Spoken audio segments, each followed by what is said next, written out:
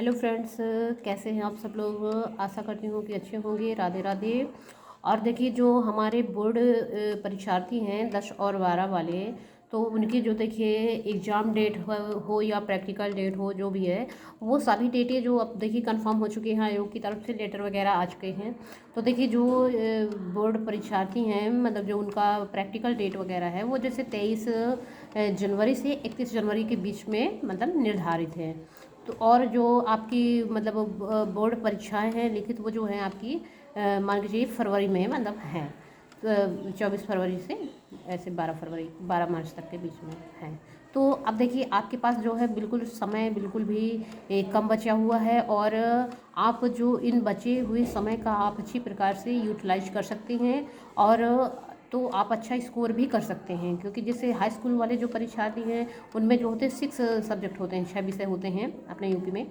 और जो मतलब इंटर वाले जो परीक्षार्थी होते हैं उनमें 5 सब्जेक्ट होते हैं। और जो प्रैक्टिकल वाले सब्जेक्ट होते हैं उसमें 30-30 नंबर जो होते हैं उसका होता है। और बाकी का जो थ्योरी होती है लिखित यानी रिटन होता है। और बाकी के जो होते हैं जैसे हिंदी है तो वो पूरा 100 क्वेश्चन 100 मार्क्स का ही होता है। और मान लीजिए जैसे आपका कि ज्योग्राफी है तो वो प्रैक्टिकल सब्जेक्ट है। जैसे फिजिक्स केमिस्ट्री बायो है तो ये भी प्रैक्टिकल सब्जेक्ट है। और मान लीजिए मैथ है तो उसमें उसमें सिर्फ 2 ही प्रैक्टिकल होते हैं फिजिक्स केमिस्ट्री के। तो इस प्रकार से जो यानी 5 सब्जेक्ट हैं, और 5 सब्जेक्ट को ये मान के चलिए कि अब आपको ज़्यादा से ज़्यादा रिवाइज करना है, और ज़्यादा से ज़्यादा आपको लिखने पर काम करना है। और जो आपके कन्फ्यूजन को आप क्या करना है, दूर करना है। और जहाँ पर भी अगर आपने कन्फ्यूजन को रखा है तो वही क्वेश्चन एग्जाम में आ जाता है, और वही कन्फ्यूजन आपका जो है कि 1 क्वेश्चन 2 क्वेश्चन जो है गलत करवा देता है। तो इस प्रकार से आपको करना है। और ये है मतलब जैसे हाई स्कूल में है तो हाई स्कूल में 6 सब्जेक्ट होते हैं, और ये सभी जैसे 70 मतलब थर्ड नंबर मतलब 30 नंबर का जो है वो प्रोजेक्ट हो जाता है, प्रोजेक्ट कार्य हो जाता है। और 70 की थ्योरी बचती है, तो 70 पर आपको काम करना है। प्रोजेक्ट वगैरह का काम जो है वो तो हो चुका है। तो इस प्रकार से जो है उसमें आप थ्योरी में क्या कर सकते हैं कि आपको ये प्रयास करना है कि मैं जैसे मान लीजिए कि मैं हिंदी की बात करती हूँ तो उसमें जो ग्रामर वाला पोर्शन है मान लीजिए कि वो 30 नंबर का आता है। तो उसमें जैसे समास है तो 1 आएगा या 2 आएंगे। तो वो आपको बिल्कुल कन्फर्म क्लियर होना कि समास जो होते 6 होते हैं। जैसे अव्ययभाव है, तत्पुरुष है, द्वंद्व है, द्विगु है, बहुब्रीहि है, कर्मधारय है। तो इनका जो कॉन्सेप्ट है आपको सबसे ज़्यादा कॉन्सेप्ट क्लियर कर लेना है। कॉन्सेप्ट क्लियर कर लेना है मतलब मान लीजिए अभी भी आपको कन्फ्यूजन बना हुआ है किसी भी चीज़ में, तो आपको उस कन्फ्यूजन को बिल्कुल भी अब आप नहीं रखना है। अपने टीचर से बिल्कुल उस कन्फ्यूजन को दूर कर लेना है। मान लीजिए जैसे कि उसमें संधि है, दीर्घ संधि है, आपके सिलेबस में है तो उसमें जैसे है आकार सवर्ण दीर्घ है। और उसमें क्या होता है कि जब सवर्ण आते हैं तो क्या मिलकर के हो जाता है। तो उसमें जो आपकी बिल्कुल मतलब नियम है, और जो उसमें जो है आप जैसे अब विकल्प में आ जाएगी तो सीधे सीधे क्वेश्चन आता है, या तो विकल्प में आ जाता है कि जो है कि इसमें मान लीजिए दे दिए विद्यालय में कौन सी संधि है। तो अब आपको देख करके ही ये पता होना चाहिए कि इसमें विद्याधनालय होगा, और विद्या का बड़ा और इसका आलय का बड़ा मिलकर के बड़ा होता है, इसमें दीर्घ संधि होगी। तो यानी अगर सवर्ण दीर्घ। तो इस प्रकार से आपका जो कॉन्सेप्ट है बिल्कुल बिल्कुल मतलब क्लियर होना चाहिए।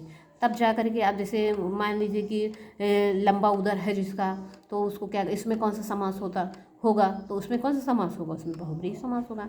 मान लीजिए कोई है जैसे कि जैसे पहला पद संख्यावाची है तो यहाँ पर कौन सा समास होगा। जैसे आगे त्रिनेत्र, तो त्रिनेत्र में कौन सा समास होगा, द्विगु समास होगा पहला। तो इस प्रकार से आपको अब बिल्कुल क्लियरिटी होनी चाहिए।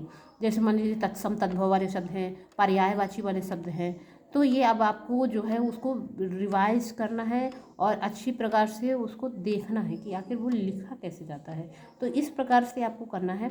और जो है जैसे गद्य और पद्य में है आपका आएगा एक परिच्छेद आ जाएगा, यानी 2-2 परिच्छेद आएंगे गद्य से और पद्य से, और उनमें से आपको एक एक करके मतलब उसको करना है। एक जैसे गद्य आएगा उसमें से आपको क्या करना है, उसमें क्वेश्चन आएंगे जैसे मान लीजिए कि 3 क्वेश्चन आएंगे, और 3 क्वेश्चन के आपको क्या करना है, उनके आंसर को लिखना है उसी परिच्छेद से ढूंढ करके। उसमें आपको अपना मतलब जो है दिमाग नहीं लगाना। जो परिच्छेद कह रहा है, अगर मान लीजिए परिच्छेद कह रहा है कि हमारी जो धरती है स्थिर है, तो आपको कहना है हाँ धरती स्थिर। अगर वो कह रहा है कि धरती हमारी गतिमान है तो धरती गतिमान है। तो इस प्रकार से उसमें जो है आपको उस परिच्छेद के अनुसार ही आंसर को देना है। इसी प्रकार से गद्य में है और इसी प्रकार से पद्य में है।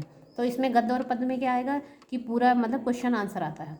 फिर आपको क्या करना है कि जो आपका संस्कृत वाला भाग होता है, संस्कृत वाले भाग में क्या होता है कि जैसे उसमें है कि गद्य का अलग आएगा और पद्य का अलग आएगा, तो उसमें सीधे सीधे आपको संदर्भ लिखना है और संदर्भ के बाद आपको व्याख्या करना है। तो संदर्भ में आपको क्या करना है कि संदर्भ में क्या लिखा जाता है, संदर्भ में उस पाठ का जो नाम है उसको लिखना है, और जो है कि जो उस मतलब वो आपने बता दी कि हिंदी के मान लीजिए कि प्रबुद्धो ग्रामीण से लिया गया है, तो आपको उसका नाम लिख देना है कि ये इस पार्ट से मतलब ये मतलब लिया गया है, तो इस प्रकार से आपको उसमें कर देना है। फिर वो आपको उसमें व्याख्या करना है, तो व्याख्या में करना है कि जो मतलब जैसा उसमें है अनुवाद उसको आपने शब्दों में लिख देना है ज्यों करते हो। अगर आपने ऐसा कर दिया गद्य और पद्य में तो आपको पूरे के पूरे नंबर मिल जाएंगे। तो इस प्रकार से आपको ध्यान रखना है। और वैसे ही इंटर वाले परीक्षार्थियों के लिए भी होता है, तो इंटर वाले परीक्षार्थियों जैसे उसमें मान लीजिए 3 क्वेश्चन आते हैं तो उसमें 5 क्वेश्चन आएंगे, ठीक है ना। तो उसमें 5 क्वेश्चन में जैसे उसमें पूछ लेगा कि रस कौन सा है और उसमें छंद कौन सा है, अलंकार कौन सा है, तो ये आप ताबे ये कोई रटने की चीज़ नहीं है कि आपने बता दिया कि मीराबाई के में मतलब ये श्रृंगार रस है या शांत रस है, तो ऐसा वो आप रट नहीं सकते हैं, क्योंकि कोई एक चीज़ तो है नहीं कि आप रट लेंगे। उसमें आपका कॉन्सेप्ट मतलब ये पता होना चाहिए कि छंद क्या होता है और ये छंद कितने प्रकार का होता है। मात्रिक छंद है, वर्णिक छंद है, दोहा है, सोरठा है, रोला है, कुंडलिया है, हरिगीतिका है। तो इस प्रकार से आपको मालूम होना चाहिए कि इसमें, और फिर आप उसको पढ़िए और फिर आप निकालिए कि अच्छा है। अब जैसे उसमें पूछ लिया कि इसमें रस कौन सा है, तो अब आपको रस तो पहले कॉन्सेप्ट क्लियर होना चाहिए ना कि रस आखिर है क्या, यहाँ पर कौन सा रस होगा, तो ये अब आपको स्वयं निकाल, इसीलिए वो व्याकरण का पोर्शन पहले पढ़ा दिया जाता है ताकि आप जब उसको पढ़ें गद्य और पद्य तो आप स्वयं ही निकाल पाए कि आखिर इसमें कौन सा रस होगा। और ऐसा नहीं है कि सिर्फ व्याकरण में ही आप सही करेंगे तब जाकर, तो उसमें आपको वो लिखना पड़ेगा कि इसमें जैसे उसमें पूछ रही है कि इसमें कौन सा रस है, तो फिर आप कैसे लिख पाएंगे। तो सबसे पहले आपको व्याकरण का पोर्शन उठाना है, व्याकरण के पोर्शन को उठा करके जो है आपको अच्छी प्रकार से जो है मतलब अच्छी प्रकार से रिवीजन कर लेना है, याद कर लेना है, कॉन्सेप्ट को समझ लेना है। और जैसे मान लीजिए उसमें आ गया श्रृंगार, तो श्रृंगार में जैसे क्या है, जहाँ पर नायक नायिका का मिलन का वर्णन होता है, ये तो आपको पता है। लेकिन अब इसमें 2 प्रकार होते हैं, संयोग श्रृंगार और वियोग श्रृंगार।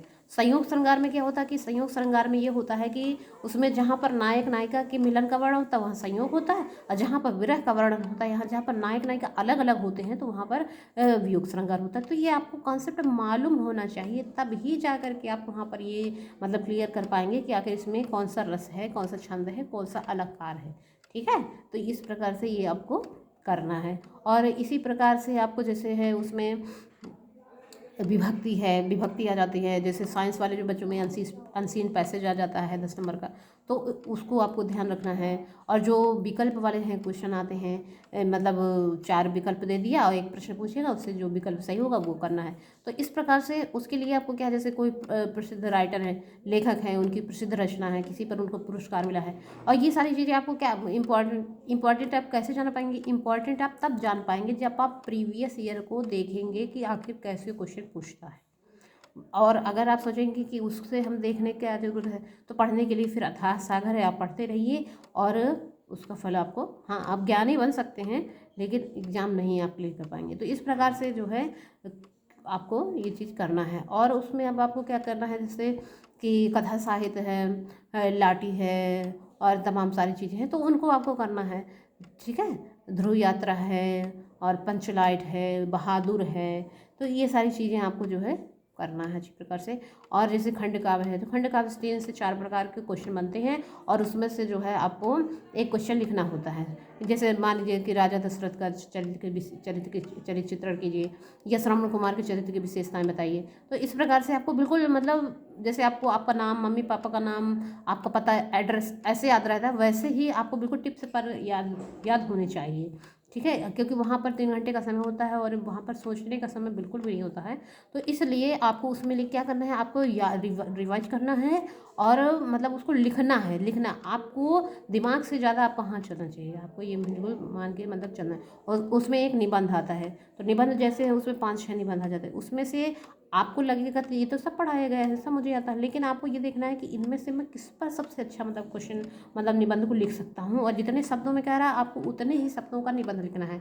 और उसमें पहले आपको सबसे पहले एक अपनी रूपरेखा बना लेना है। रूपरेखा बना लेना है मतलब एक रफ मतलब वहाँ पे पेज में रफ में बना लेना है कि पहले मैं प्रस्तावना में ये लिखूँगा, फिर ये लिखूँगा, फिर ये लिखूँगा, इसमें ये कोटेशन डालूंगा, इसमें ये कहानी लिखूँगा। और इस प्रकार से वो सब क्या होना चाहिए, एक दूसरे से मतलब जुड़ा हुआ होना चाहिए, इंटरलिंकिंग होना चाहिए। ये नहीं कि आप एक तरफ पूरब की बात कर रहे हैं, दूसरी तरफ पश्चिम की बात कर रहे हैं और उनमें कोई मतलब संबंध नहीं है। तो वो मतलब जो एग्जामिनर है वो उस मतलब इस तरह आप उसको जोड़ करके लिख दीजिए कि वो बिल्कुल मतलब उसमें बह जाए, भावनाओं में बह जाए, और लास्ट में जब वो नंबर दे दे तभी उसे होश आए कि यार मैंने तो नंबर दे दिया। तो इस प्रकार से वो उसमें निबंध, देखिए मैं बता दूं कोई अच्छा और ख़राब निबंध नहीं होता है। निबंध जो होता है कि जब आप किसी निबंध के उसके सभी पहलुओं को आप देखेंगे और उसमें मतलब उसमें लिखेंगे, तभी जाकर के वो जो आपका निबंध है वो मतलब अच्छा माना जाता है। तो इस प्रकार से, और उसमें आप कोटेशन को डालिए, कोई सरकार की योजनाएं हैं वो डालिए, आप अपने सुझावों को डालिए, निष्कर्ष को लिखिए।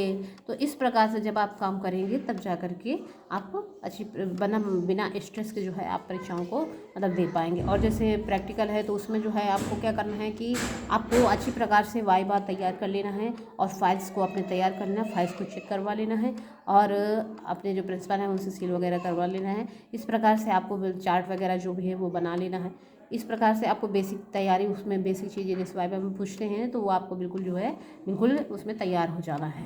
और तो आपको मैं अग्रिम और मैं ये आशा करती हूँ, उम्मीद करती हूँ कि जो है आप लोग जो ज़्यादा अपना समय बर्बाद ना करें और अपने जो रिवीजन है उस पर रिवीजन में लगे रहें और आप लोग ज़रूर अच्छे मार्क्स से मतलब पास हो जाएंगे। थैंक यू दोस्तों। और मेरा वीडियो अगर अच्छा लगता है तो प्लीज़ लाइक शेयर सब्सक्राइब करें, ताकि आपके साथ साथ जो है दूसरे बच्चों को भी लाभ मिले। कि मान लीजिए आपके काम की चीज़ नहीं है तो आपने उसको क्या कर दिया, तो हम दूसरे तक तो उसको भेजिए प्लीज़। तो इस प्रकार से आप लोग वीडियो को आगे फॉरवर्ड कर सकते हैं, शेयर कर सकते हैं, लाइक कर सकते हैं। थैंक यू दोस्तों।